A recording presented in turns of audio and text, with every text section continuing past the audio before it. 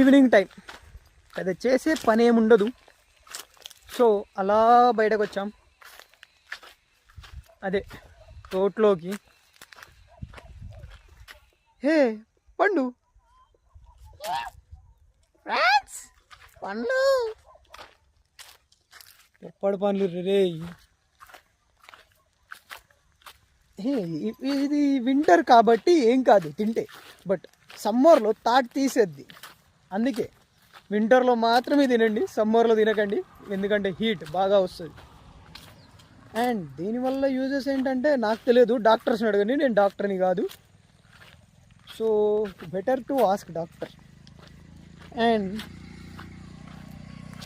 ఈ లీవ్స్ అయితే like platelets పడిపోతాయి కదా, వాళ్ళకి యూజ్ అవుతుంది అని తెలుసు.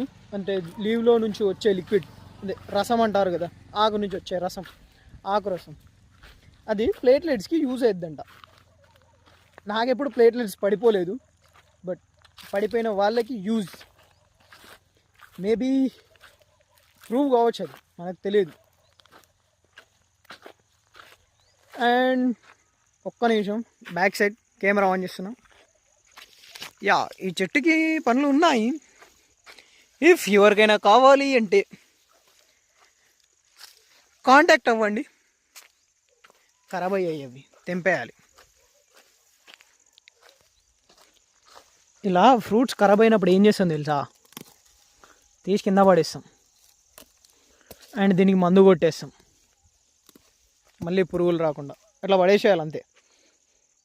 ఓకేనా?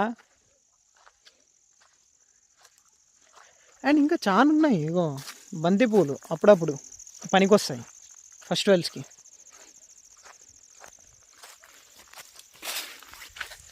So enjoy the day. పనికి మళ్ళీ పని చేయకుండా ఫ్రెండ్స్, పనికి వచ్చే పని చేయండి, బాగుపడతాం, అంతే, ఇంకేం లేదు. బాయ్.